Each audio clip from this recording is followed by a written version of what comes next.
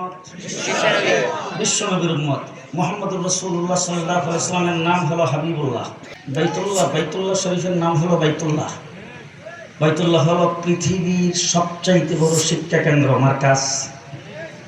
ওখানে শিক্ষক হিসেবে যিনি আগমন করেছেন তিনি এসে বলছেন, ইন্নামা বুইস্তু মুআল্লিমা, আল্লাহ পাক আমাকে বিশ্বজগতের জন্য মুআল্লিম বানিয়ে পাঠাইছে। তাইলে এই শিক্ষা কেন্দ্রের মুআল্লিম হলো হাবিবুল্লাহ।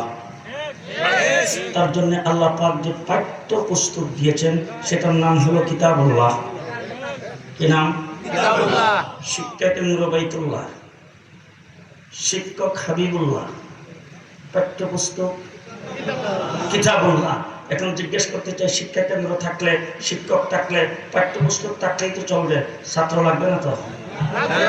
ছাত্র দরকার।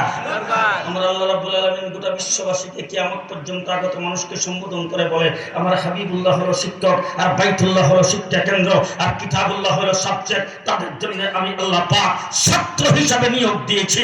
উলাইকা হিজবুল্লাহ।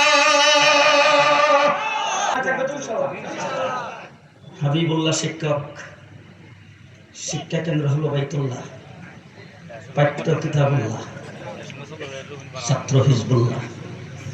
পরীক্ষা নিয়েছেন আল্লাহ, সার্টিফিকেট দিয়েছেন রাদিয়াল্লাহ।